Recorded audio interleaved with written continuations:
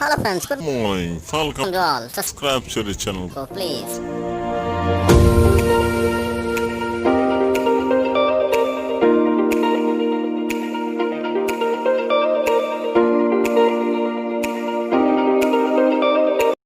Okay friends, so here we have covered the formula of ZP.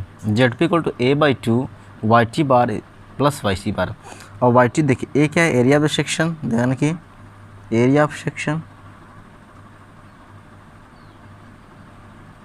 और YT बार और YC बार देखिए यहाँ क्या है, YT बार और YC बार क्या है, ठीक है। डिस्टेंस ऑफ देखिए यहाँ क्या है, डिस्टेंस ऑफ सेंट्रॉइड ऑफ ये YC है, देखिए कंप्रेशन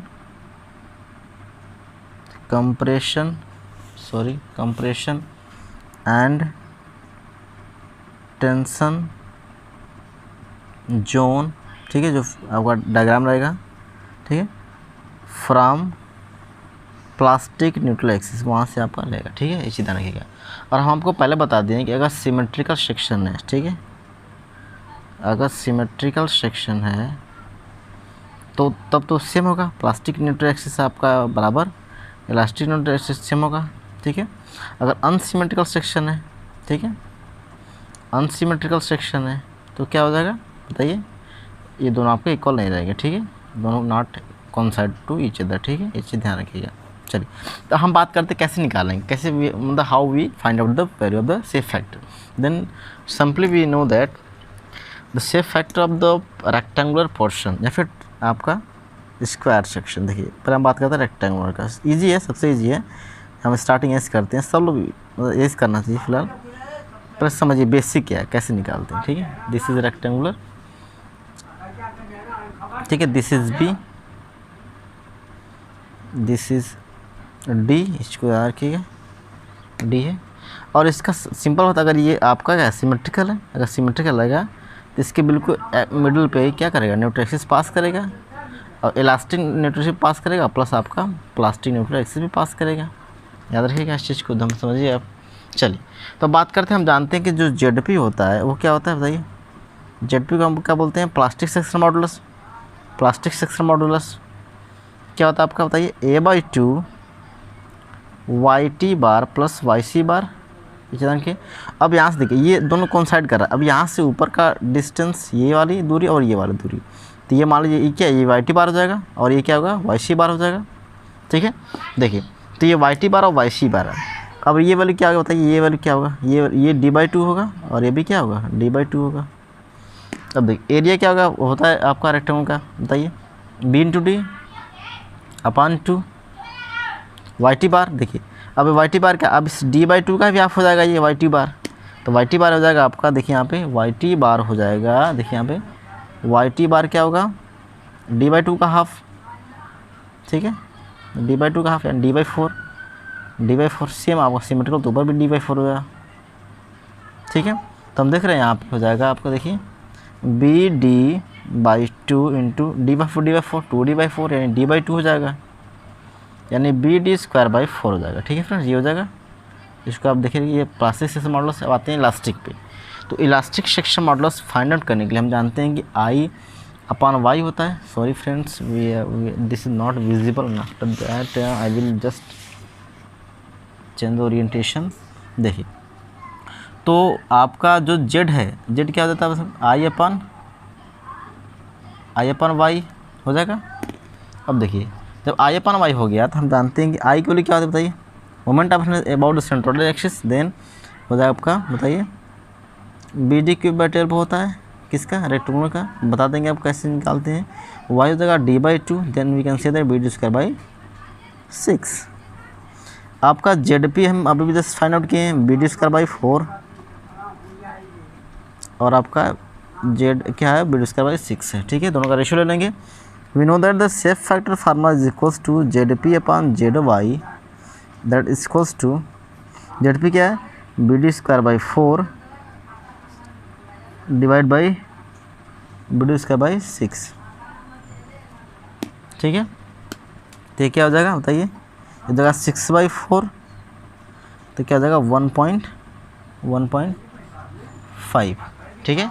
तो here we know that the formula of the the value of the shape factor of the rectangular cross section is known as shape factor alpha बोल लीजिए आप, ठीक है। क्या या फिर शेप फैक्टर लिख लीजिए 1.5 है किसके लिए, रेक्टेंगुलर के लिए। अगर स्क्वायर के लिए बात करेंगे, देखिए स्क्वायर के लिए सेम, ये स्क्वायर अगर हम बात सेक्शन से, ये बी हो जाएगा, ये भी हो जाएगा सेम। एरिया आप जेड पी कैसे निकालेंगे, area by 2 y t bar plus y c bar निकाल लेंगे, ठीक है। तो क्या हो जाएगा, एरिया क्या होता है इसका बी इंटू डी होता है अपान 2 हो जाएगा। सेम वही दोनों बराबर ही होता है, बी और डी बराबर तो बराबर हो जाएगा। ये अब एक ही ले लीजिए, बी बाई 2 ले लीजिए, ये बी बाई 2 का हाफ यानी B by 4 plus B by 4, ठीक है। ये दोनों बराबर है तो बी स्क्वायर कर लीजिए, B square by 2 into B by 4 यानी बी बाई 2 हो जाएगा, बी क्यू बाई 4 वही सेम। तो जो फार्मूला उसमें नहीं वहाँ बी बराबर डी रख देंगे तो सिंपल बात वही हो जाएगा। यहाँ पे देखिए फ्रेंड्स, सिंपल क्या करना है इतना, अगर यहाँ पे बी बराबर डी कर दें, यहाँ पे ये देखिए ये जेड है और ये क्या है जेड पी है, तो इसको बी बराबर डी कर दें, यहाँ क्या बन जाएगा, देखिए फॉर यहाँ लिख लीजिए फॉर क्रॉस किसके लिए, स्क्वायर के लिए। तो यहाँ हो जाएगा बी बराबर डी, तो बी बराबर डी कर दें तो क्या हो जाएगा बताइए, कोई कर लीजिए बी बराबर डी बराबर कोई कर लीजिए, तो बी क्यू बाई 6 हो जाएगा यहाँ पे, और यहाँ पे क्या हो जाएगा, यहाँ पे सेम बी क्यू बाई 4 हो जाएगा, ठीक है। अब दोनों का रेशियो ले लेंगे, वही 6/4 आएगा, दैट्स इक्वल टू 1.5। यानी दोनों पोर्शन के हम देख रहे हैं कि फॉर रेक्टेंगुलर हो, यहाँ पे लिख लेते हैं नोट में, इसको याद रखिएगा हमेशा के एग्जाम में एकदम डेफिनेट ऐसे क्वेश्चन आते हैं कि रेक्टेंगुलर फॉर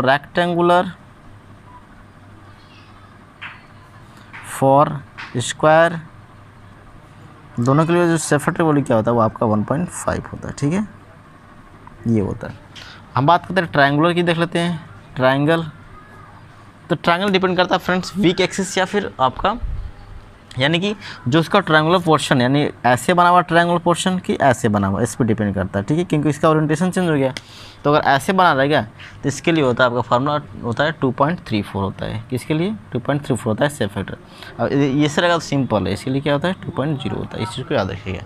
तो अभी हम एक ट्रिक बताते हैं आपको कैसे याद करना है, उससे आप याद करेंगे तो आप बिल्कुल फाइनली आप अपने गोल तक अचीव कर लेंगे। अब याद भी रहेगा हमेशा के लिए, देखिए कैसे करते हैं। देखिए जो स्टैंडर्ड डिफरेंस है उसके लिए तो आपको थोड़ा सा पढ़ना ही पड़ेगा।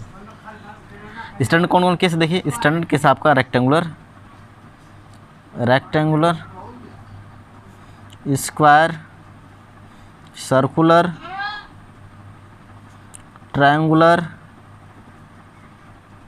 डायमंड, टी सेक्शन, ये सब हैं जो आपके एग्ज़ाम में आते हैं, सही, ठीक है। तो आप इसको पढ़ लीजिएगा। देखिए तो कैसे हमको कैसे इसको कवर करेंगे, देखिए अगर आई सेक्शन का याद रखिए, कैसे बढ़ते हुए ऑर्डर में लिखते हैं हम लोग, कुछ है जो उसको याद करना पड़ेगा आपको फिलहाल, ठीक है। रेक्टेंगुलर क्या होता है 1.5 होता है, इसका भी 1.5 होता है, ठीक है। सर्कुलर पोर्शन के लिए कितना था फ्रेंड्स, देखिए सर्कुलर के लिए इस पर डिपेंड करता है कौन सर्कुलर, ठीक है, सॉलिड है कि हालो है, ठीक है। तो सॉलिड रहेगा आपका फ्रेंड्स तो 1.7 हो जाता है, और हालो का सर्कुलर रहेगा तो 1.7 का एक फैक्टर आता है फ्रेंड्स, इसको याद करना पड़ेगा आपको, 1/3 डिवाइड बाई 1/4 ये होता है। अगर ट्रायंगुलर पोर्शन अभी बताएं आपको ऐसे ओरिएंटेशन है तो आपका कैसे क्या होगा, ठीक है, और ए से 2.0 होता है एंड 2 होता है, और अगर ऐसे ओरिएंटेशन दिया है तो उसके अलावा 2.34 होता है, हो जाता है। इसको तो आपको पढ़ना, डायमंड के लिए तो हमेशा 2 होता है, टी पे डिपेंड करता है कि टी का कौन से, तो टी का आप देख लेते हैं फ्रेंड्स, टी का कम ही होता है 1.9 समथिंग होता है, 1.95 I think, this is correct, ठीक है। तो ये जो पोर्शन है इसको आपको ऐसे आप एक टेबल बना लीजिए, आपको याद हो जाएगा, ठीक है। आप कैसे याद करेंगे, देखिए आइए याद करेगा आई सी, ठीक है, आई सॉरी ऐसे मत करें, ऐसी I C sorry I H R C D T, means I मतलब देखिए आई सेक्शन हो गया, तो आई सेक्शन का बहुत होता है, देखिए बहुत कम होता है, 1.12 समथिंग होता है, और हालो का बताया आपको कितना होता है, ठीक है, हालो का 1.27 होता है, रेक्टेंगुलर का बता दिए 1.5 होता है, सर्कुलर का 1.7 होता है, डायमंड का 2 होता है, और ट्रायंगुलर का जो वर्टेक्स जो आता है बताया अभी आपको, वर्टेक्स अगर ऐसे डाउनवर्ड वर्टेक्स है तो 2.0 हो जाता है, और वर्टेक्स अगर अपवर्ड होगा तो क्या कर लेंगे फ्रेंड्स, होगा 2.34। तो ऐसे वैसे होते हैं, तो उसकी याद कर लीजिएगा, ठीक है। बढ़ते क्रम में है, ठीक है। आई सेक्शन, ठीक है, hollow section, rectangular section, circular section, this is for I section, this is hollow, this is rectangular, this is circular, this is diamond, and this is triangle. So all this section has been written as follows, so you can follow this rule and after that you will memorize the whole concept, ठीक है। तो friends इस चीज़ को ध्यान रखना है, और एग्जाम में से डायरेक्टली क्वेश्चन आते हैं, स्टेट पीएससी में तो डायरेक्टली क्वेश्चन पूछ लेते हैं कि सेफ फैक्टर होता क्या है और वैल्यू कैसे क्या होता है, ठीक है। तो वैल्यू जो है कि हम ऐसे निकालते हैं, आप समझ लें कि हम वैल्यू फार्मूला निकालने क्या आता है, जेड किसी का भी निकाल, जेड पी निकालते हैं, जेड पे मान जो जेड होता है उसको बोलते हैं सेफ फैक्टर। वो डिपेंड करता है कि सेक्शन का ओरिएंटेशन कैसा है, उस पर डिपेंड करता है, उसी पर डिपेंड करेगा सेफ फैक्टर, सिंपल सी बात है। और इससे हम लोग स्ट्रेंथ फाइंड आउट करते हैं, क्या चीज़, स्ट्रेंथ, कि जिसका जितना ज़्यादा सेफ फैक्टर होगा, ठीक है, उसका उतने ज़्यादा स्ट्रेंथ हमको मिलेगा, यानी कॉम्प्लेक्शन हो जाएगा, ठीक है फ्रेंड्स, कॉम्प्लेक्शन हो जाएगा। उसके बारे में आपको समझिए, ठीक है, ठीक है फ्रेंड्स। तो एक और टर्म कभी पूछ लेता है कि लोड फैक्टर क्या होता है, कभी कभी एग्जाम में आता है कि लोड फैक्टर क्या होता है, उसके लिए समझ लीजिए आप लोड फैक्टर क्या होता है, एग्जाम पूछता है ऐसे, देखिए। तो load, LOAD, load factor, load factor, देखिए फ्रेंड्स, लोड फैक्टर, तो लोड फैक्टर क्या होता है उसके बारे में बात करते हैं। देखिए लोड फैक्टर जो होता है फ्रेंड्स, इसी ध्यान रखिएगा कि आप भी देखिए किसी स्ट्रक्चर पे हमेशा दो टाइप के मतलब मोमेंट लगता है, लोड लगते हैं। तो एक तो फैक्टर्ड होता है, तो आपका अनफैक्टर्ड होता है। तो जो फैक्टर्ड है ना फ्रेंड्स, ध्यान रखिए, जो फैक्टर्ड है आप पढ़ेंगे कि आरसीसी में जो लिमिट स्टेट डिज़ाइन हम लोग करते हैं वो हमेशा फैक्टर्ड यूज करते हैं, ठीक है। और अगर अनफैक्टर्ड है, ठीक है, अनफैक्टर्ड है मतलब उसको हम एक नाम देते हैं उसकी, वो सर्विस लोड है, क्या है, सर्विस लोड है, ठीक है, वर्किंग लोड है, इस हम नाम देते हैं। अगर फैक्टर लिखा है तो ठीक है, ठीक है। अगर अनफैक्टर्ड है तो समझ लीजिए वर्किंग लोड है, सर्विस लोड, ठीक है, सर्विस लोड है, ठीक है। और फैक्टर्ड मतलब जो अगर LSM यूज करते हैं, जो अल्टीमेट लोड उसको बोल सकते हैं हम लोग, प्लास्टिक में, ठीक है। तो वो टर्म होता है। तो देखिए अब इसका फार्मूला क्या होता है, कैसे हम इसको हम पढ़ते हैं, क्या होता है, ठीक है। तो जो लोड फैक्टर होता है वो रेशियो ही होता है और कुछ है नहीं, क्योंकि लोड फैक्टर, देखिए load factor is equals to, देखिए ऐसे याद करेगा, देखिए कैसे याद करें, अगर पी का लिखे तो ठीक है, पी ही लिख लीजिए, देखिए कैसे बता रहे हैं आपको याद करने का, PC/PS, ठीक है, ठीक है, या फिर MP/M, कैसे होता है क्या बता रहे हैं आपको। देखिए जो PC मतलब क्या, उसको बोल सकते हैं कोलैप्स लोड, क्या बोलते हैं, कोलैप्स लोड, उसको हम बोलेंगे कोलैप्स लोड, देखिए। और इसको बोलते हैं सर्विस लोड। अभी बता कैसे आपको याद करना है इस चीज़ को, सर्विस लोड।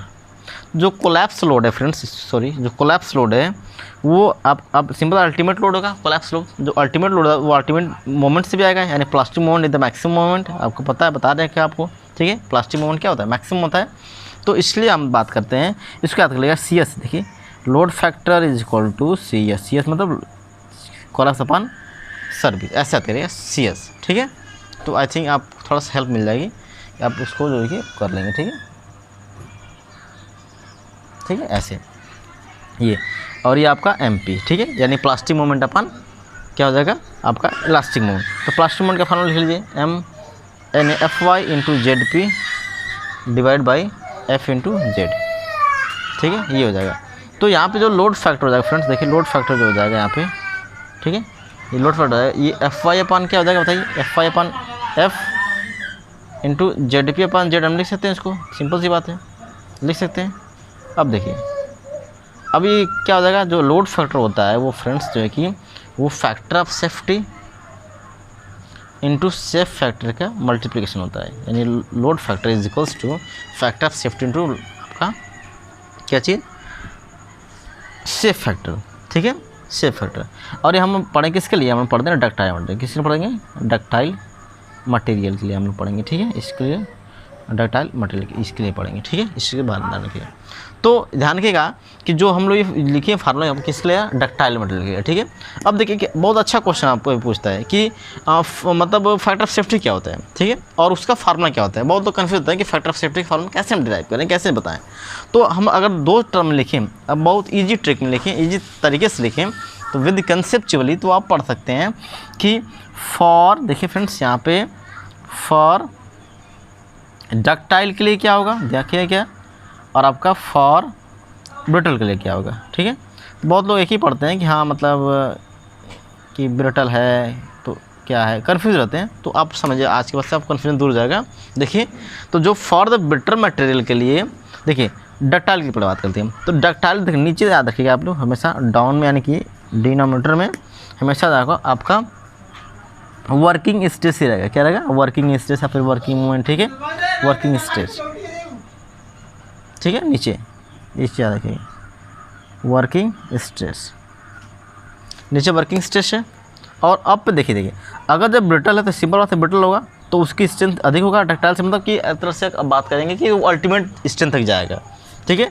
तो वो आपका हो जाएगा अल्टीमेट, बता रहे अभी कैसे होगा, ultimate stress upon working stress, और ये आपका yield stress upon working stress. देखिए ध्यान कैसे होता है, जो डक्टाइल है वो इल्ड करेगा, इल्ड करता है। तो आप जब स्ट्रेस स्ट्रेन डायग्राम बनाते हैं ऐसे करके ऐसे बनाते हैं, ऐसे बनाते हैं, तो ये इल्डिंग है, ये वाला इल्डिंग है। तो इल्डिंग हम लोग अक्सर स्टडी करते हैं कि जो डक्टाइल होता है मटेरियल होता है वो इल्ड करता है, और ये अल्टीमेट जो यहाँ पे जो स्ट्रेंथ आ रहा है ये अल्टीमेट वाला, ठीक है, ये अल्टीमेट वाला यहाँ पे ब्रिटल वाला फेल हो जा रहा है, तुरंत सडन फेल हो रहा है यहाँ पे। तो ब्रिटल वाला हार्ड है तो भाई वो क्रैक करेगा ना, वार्निंग तो देगा नहीं है आपका, वार्निंग यानी कि एक लॉन्ग डिफॉर्मेशन नहीं शो करेगा। तो उसके लिए हम सॉरी फ्रेंड, उसके लिए for that we use ultimate stress and for ductile we use yield stress. इस चीज़ को आप याद रखिएगा, बहुत ही प्यारा कंसेप्ट है, इसको आप समझिएगा। तो for the ductile material it the ratio of the factor of safety the ratio of the yield stress upon working stress, and for the brittle material factor of safety equal to ultimate stress upon working stress. I hope आप इस चीज़ को समझ लिए होंगे कि क्या होता है, ठीक है। आप भूलेंगे नहीं आज के बाद से, ठीक है, कैसे हम पढ़ते हैं। यहाँ देखिए फ्रेंड्स, ठीक है, इस चीज़ को याद करिएगा, भूलिएगा मतलब कभी भी, बहुत प्यारा कंसेप्ट, ठीक है। तो आगे हम मिलते हैं किसी और वीडियो में, इसी में क्वेश्चन करेंगे, अच्छे क्वेश्चन, थ्योरेटिकल क्वेश्चन भी करेंगे, ठीक है, और जो मैचिंग क्वेश्चन है उसको भी करेंगे, ठीक है फ्रेंड्स। तो आई होप आप समझ गए होंगे कि क्या है इसमें पढ़ना है। ओके फ्रेंड्स, अगर आपको अच्छा लगा video then subscribe, like and share, and don't